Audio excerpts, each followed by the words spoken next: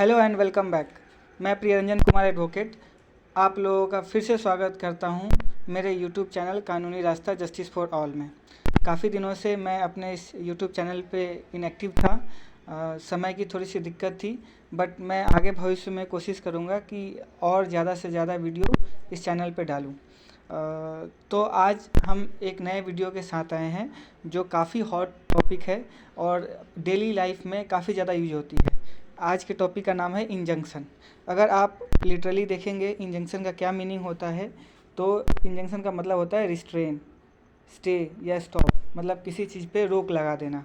कई बार इंजंक्शन को preventive relief भी कहा जाता है। अब हम आगे देखते हैं कि इंजंक्शन लेने के लिए हमें क्या किन किन बातों का ध्यान रखना चाहिए। आपने देखा होगा हर जगह, चाहे गांव हो शहर हो, कहीं भी आप रहते हो, ज़्यादातर ऐसे प्रॉपर्टी के मामले होते हैं जो डिस्प्यूटेड हो जाती है। जैसे कि आपकी प्रॉपर्टी पे कोई घर बनाने लगा और कहने लगा कि ये मेरा है। अब उस घर बनते हुए घर को रोकना है तो आप कोर्ट जाएंगे और दावा डालेंगे इंजंक्शन का। या फिर आपने किसी मोटरसाइकिल खरीदने के लिए बयाना दिया हुआ है और जब बयाने की रकम आपने आधी से अधिक दे दी है और जब आप पैसे बाकी के लेकर गए वो अपने वाहन लेने के लिए, तो उसने मना कर दिया और कहा कि मैंने तो किसी और को भेज दिया है ना। तो ऐसे हमारे डेली लाइफ में यूज होते रहते हैं, ऐसे समस्याएं आती रहती है। तो ऐसे समस्याओं को कैसे डील करना है आपको मैं अपने इस वीडियो में बताऊंगा। तो इस वीडियो को आप ध्यान से देखिए और पसंद आए तो इसे लाइक और सब्सक्राइब और शेयर कीजिएगा अपने दोस्त और परिवार वालों के साथ में। देखिए, इंजंक्शन लेने के लिए आपको सबसे पहले सिविल कोर्ट जाना होगा, ठीक है। अगर सिर्फ इंजंक्शन का है प्रॉपर्टी तो आप सीनियर सिविल जज के पास ही केस दावा डालेंगे। अब देखिए, ऐसा है कि इंजंक्शन कई तरह के होते हैं। तो इंजंक्शन कितने तरह के होते हैं ये सब जानने से पहले हम जानते हैं कि इंजंक्शन लेने के लिए क्या क्या बेसिक रिक्वायरमेंट्स हैं। What are the basic requirements for seeking injunction relief from the court. तो पहला ये है कि there must have legal right vested. मतलब जो भी व्यक्ति क्लेमेंट है जो कहता है कि मुझे इंजंक्शन रिलीफ चाहिए किसी भी प्रॉपर्टी पे, तो उसका तो कोई ना कोई लीगल राइट होना चाहिए, एक बात। दूसरा बात कि उसके लीगल राइट का वायलेशन हो चुका हो या होने वाला हो, तभी जा सकते हैं हम इंजंक्शन के लिए। अगर ये दो या ये जो ऊपर के 3-4 हमने कैटेगरीज लिखी है, अगर उसमें आप फॉल होते हैं तो आप इंजंक्शन रिलीफ लेने के लिए कोर्ट जा सकते हैं। अगर आपको सिर्फ अप्रीहेंशन भी है कि मेरा प्रॉपर्टी कोई किसी को बेच देगा, बेचने से रोकने के लिए जाना है, या फिर कोई कह रहा है कि तुम्हारे प्रॉपर्टी पे मैं घर बना लूँगा, तुम कुछ नहीं कर पाओगे, तो अगर आपको अप्रीहेंशन है तब भी आप जा सकते हैं, राइट। तो अगर हम ध्यान से देखें तो कौन कौन से लोग जा सकते हैं, कौन कौन से लोग इंजंक्शन के रिमेडी को अवेल कर सकते हैं। पहला, वो व्यक्ति जिसका कोई लीगल राइट वेस्ट हुआ हो। दूसरा, जिसके लीगल राइट का वायलेशन किसी अदर पार्टी ने कर दिया हो। तीसरा, उसके लीगल राइट का वायलेशन होने का खतरा हो, डर हो, शंका हो तो जा सकता है। चौथा, उसका लीगल राइट का वायलेशन ऑलरेडी हो चुका हो। तो इन सब परिस्थितियों में आप कोर्ट के समक्ष जा सकते हैं इंजंक्शन की रिलीफ लेने के लिए। अगला हमारा है कि जो लीगल राइट हम बार बार कह रहे हैं कि वायलेट हो चुका हो, होने वाला हो, या सिर्फ अप्रीहेंशन हो, तो लीगल राइट तो कई तरह के होते हैं, लेकिन यहाँ लीगल राइट सिर्फ प्रॉपर्टी से रिलेटेड है। अब प्रॉपर्टी दो ही तरह के होते हैं, आप सब जानते हैं, मूवेबल प्रॉपर्टी और इमूवेबल प्रॉपर्टी। अब मूवेबल प्रॉपर्टी में जैसे पेड़ पौधे घास ये सब चीज़ें क्या है जो मूव कर सकती है easily from one place to another place, उसको मूवेबल प्रॉपर्टी बोलते हैं। इसकी definition sales and goods act में मिल जाएगा, ट्रांसफर ऑफ प्रॉपर्टी एक्ट में भी मिल जाएगी।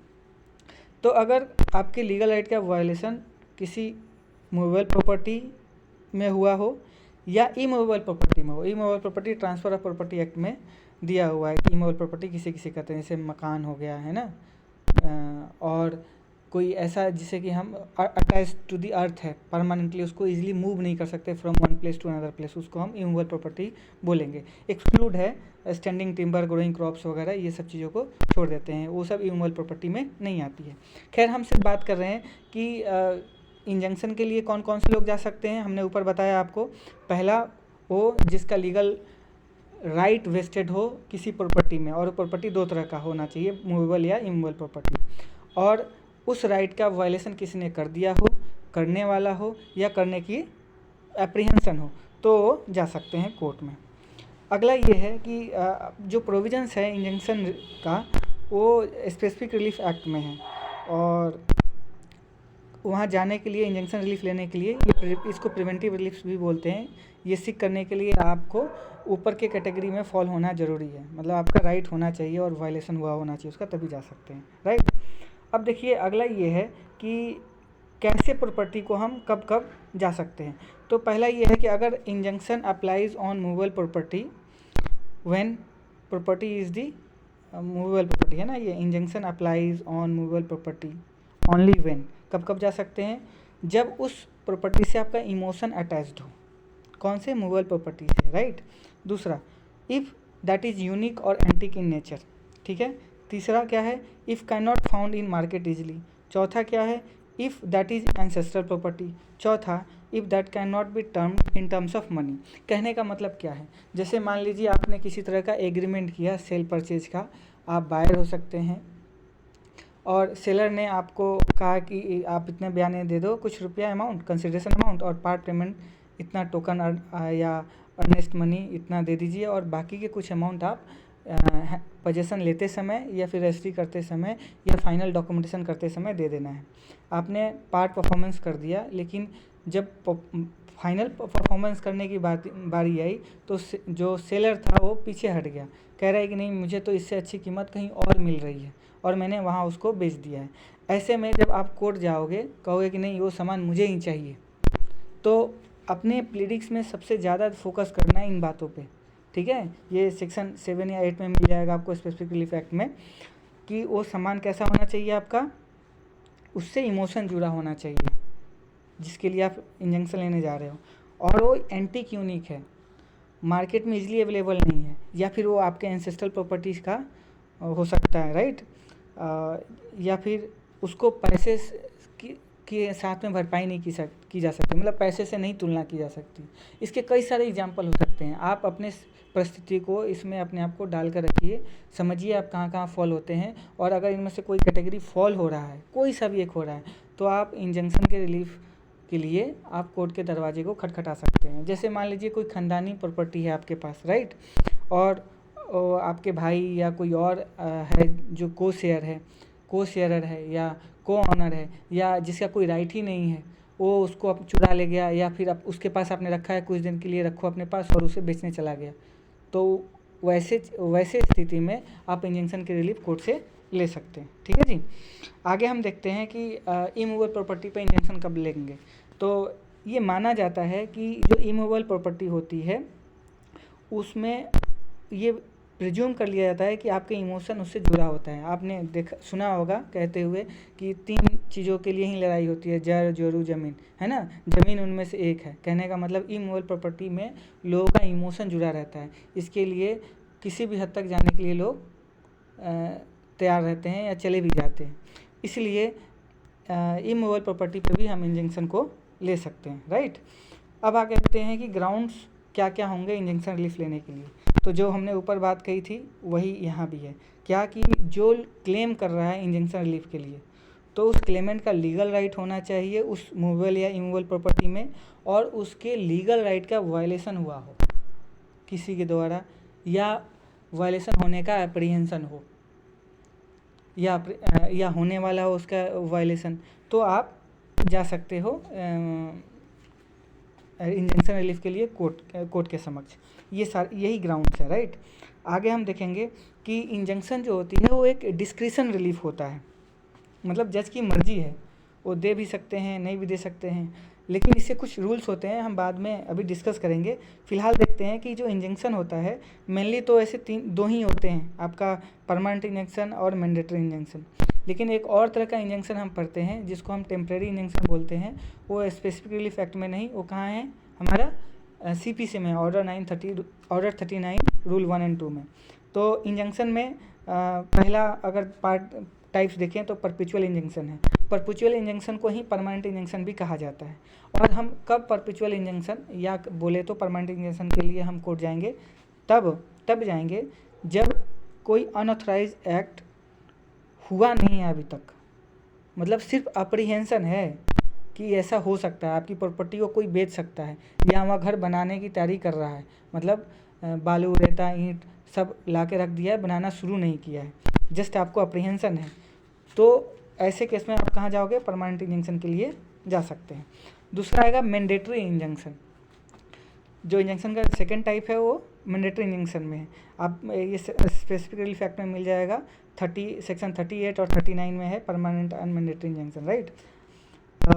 तो मैंडेटरी इंजंक्शन तब हम कोर्ट से मांगेंगे जब कोई काम ऑलरेडी हो चुका हो, उसको अनड्यू करने के लिए, वापस पहले जैसी यथास्थिति में लाने के लिए हम मैंडेटरी इंजंक्शन का दावा कोर्ट में डालते हैं, राइट। जैसे एग्जांपल के लिए मैं बात करूं तो यहाँ आपने कुछ दिन पहले देखा होगा सुप्रीम कोर्ट का ऑर्डर से डिमोलिशन हुआ था बिल्डिंग का, नोएडा में बहुत बड़ी इमारत थी, है ना, शायद 50-60 मंजिला इमारत थी, उसको एक बार में बम से डिमोलिश कर दिया गया। तो आपके प्रॉपर्टी पर किसी ने पहले जिसका राइट नहीं है उसने वहाँ पे बिल्डिंग बना ली है, तो अब उस बिल्डिंग को हटाने के लिए, डिमोलिश करने के लिए अगर जाना है तो आप मैंडेटरी इंजंक्शन डालोगे। एक तीसरे तरीके का, इसी का कम्बिनेशन हम बोल सकते हैं कि परपेचुअल एंड मैंडेटरी इंजंक्शन, या आप इसी को कह सकते हो परमानेंट एंड मैंडेटरी इंजंक्शन, ये ज़्यादा बोलचाल के में चलता है। तो परमानेंट और मैंडेटरी इंजंक्शन कब जाएंगे, जब डिमोलिश जो है, क्या बोलेंगे इसको, जैसे कि कोई प्रॉपर्टी ऑलरेडी मतलब कंस्ट्रक्ट हो चुकी है और होनी है, तो उसमें ये दोनों रिलीफ के लिए जा सकते हैं। कहते हैं ना इसमें, देखिए यहाँ लिखा है मैंने कि demolished already constructed portion and to restrain for further constructions. कहने का मतलब है कि जो ऑलरेडी कंस्ट्रक्शन है, प्रॉपर्टी जितनी बन चुकी है उसको तो तोड़ दो, हटा दो, उसको अनड्यू कर दो, राइट, वो मैंडेटरी इंजंक्शन में आ गया। और जो अभी और काम आगे चल रहा है उसको भी रोक दो, इसलिए दोनों रिलीफ के लिए भी जा सकते हैं, राइट। तो आपने देखा, आप दावा डाल सकते हो परमानेंट इंजंक्शन का अकेला, मैंडेटरी इंजंक्शन का भी अकेला डाल सकते हो, या फिर अगर दोनों ही स्थिति में आप फॉल हो रहे हो, रोकना भी है और जितना बन चुका है उसको तोड़ना भी है, तो दोनों एक साथ डाल सकते हो परमानेंट एंड मैंडेटरी इंजंक्शन का दावा। एक चौथा जो है टेम्परेरी इंजंक्शन, ये ऑर्डर 39 रूल 1-2 CPC में मिल जाएगा। ये इस सारे में एप्लीकेबल नहीं है। कहने का मतलब है कि आप सिर्फ टेम्परेरी इंजंक्शन का दावा नहीं डाल सकते हैं। जब भी टेम्परेरी इंजंक्शन का दावा डालेंगे तो ये परमानेंट के साथ आएगा या फिर मैंडेटरी इंजंक्शन के साथ आएगा या इन दोनों के साथ आएगा। अकेला दावा सिर्फ टेम्परेरी इंजंक्शन का नहीं डलता है, राइट। अब हम आगे देखते हैं कि जो टेम्परेरी इंजंक्शन है, जैसे मैंने आपको अभी बताया था, suit for temporary injunction can not be filed alone, सिर्फ टेम्परेरी इंजंक्शन का दावा आप नहीं डाल सकते हैं, राइट। और एक और बात है इसमें कि ex parte ad interim injunction can be allowed without hearing the other party. अगर आपने टेम्परेरी इंजंक्शन का दावा डाला है, ध्यान रखना है अकेले नहीं डाल सकते हैं सिर्फ टेम्परेरी इंजंक्शन का दावा, आप मैंडेटरी इंजंक्शन या फिर परमानेंट इंजंक्शन के साथ एक टेम्परेरी इंजंक्शन का भी आपने रिलीफ मांगा है, उसकी भी एक एप्लीकेशन है, तो उसमें एक्स पार्टी ऑर्डर आपको मिल सकता है बिना अपोजिट पार्टी के सुने हुए। ये ex parte ad interim injunction क्या होता है कि अदर पार्टी को सुने बिना दे रहे हैं, और एड इंटरिम इंजंक्शन का मतलब हुआ है फॉर टिल फर्दर हियरिंग, मतलब जब अगली तारीख है उतने समय तक के लिए ही ये वैलिड रहेगा। कोर्ट उसे चाहे तो आगे उसे कंटिन्यू कर सकती है या फिर till the disposal of suit हो सकता है, ये टेम्परेरी इंजंक्शन हो सकता है, या फिर इसे बीच में वैकेट भी किया जा सकता है कोर्ट के ऑर्डर के द्वारा, या एप्लीकेशन लगाकर भी इसे वैकेट किया जा सकता है इस ऑर्डर को, राइट। आगे हम देखेंगे कि जो एड इंटरिम इंजंक्शन होती है वो गवर्नमेंट, अगर आपका दावा जो है, आपका सूट अगेंस्ट द गवर्नमेंट है, तो उसमें एड इंटरिम इंजंक्शन नहीं मिलेगा। कब मिलेगा? जब आपका सेक्शन 80 की एप्लीकेशन वेब्ड हो गई हो तो मिल सकता है। क्यों? क्योंकि law requires notice for ad interim injunction और after notice to government it may be allowed. कहने का मतलब है सेक्शन 80 है कि अगर कोई भी दावा, सिविल दावा अगर आप गवर्नमेंट के अगेंस्ट फाइल करते हैं तो लगभग 60 डेज़ का आपको एडवांस नोटिस देना पड़ेगा।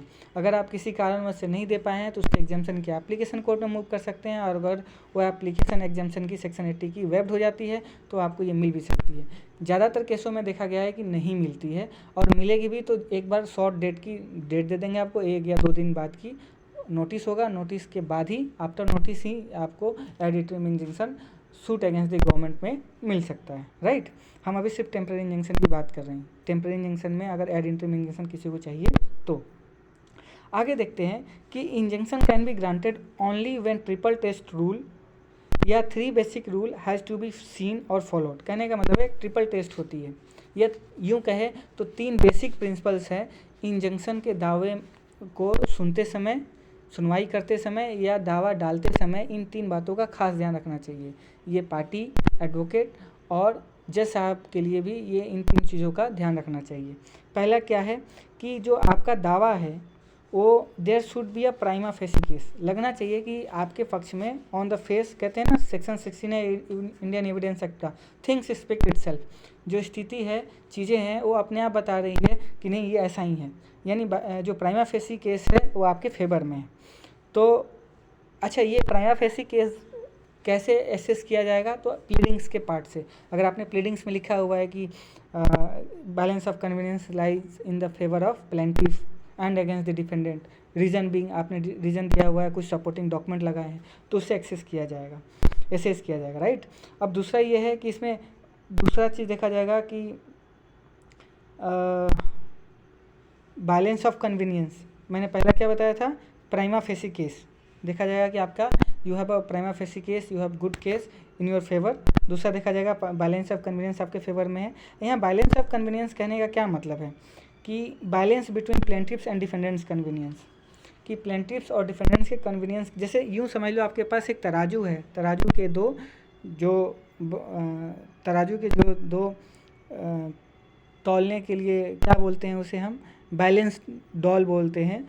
उन दोनों के दावे को दोनों में रख दिया जाएगा और जिसकी पलड़ा भारी होगी उसकी बैलेंस ऑफ कन्वीनियंस ज़्यादा है।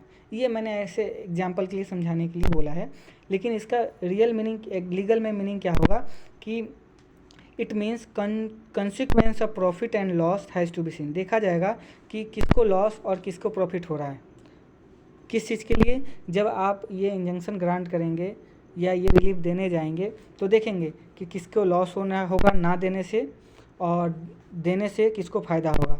तो ये सब चीज़ें आपको देखना होगा। तीसरा, इरिपेरेबल लॉस या इंजरी होना चाहिए, राइट। तो अगर ये 3 चीज़ें हैं आपके प्लेंट में और आप जज को, कोर्ट को सेटिस्फाई कर पाते हैं कि you have a good prima facie case, number 1, balance of convenience lies in your favour, third कि इरिपेरेबल लॉस होगा अगर ये रिलीफ आपको नहीं दी जाती है तो फिर ऐसे में आपको इंजंक्शन की रिलीफ मिल सकती है, राइट। आज के लिए इतना ही। हम कोशिश करेंगे कि आने वाले समय में और भी वीडियोस रेगुलरली अपडेट करें। अगर आपको मेरी वीडियो अच्छी लगी हो तो प्लीज़ मेरे चैनल को सब्सक्राइब कीजिएगा, लाइक कीजिएगा और अपने दोस्तों के बीच इसे शेयर करिएगा। Thank you so much.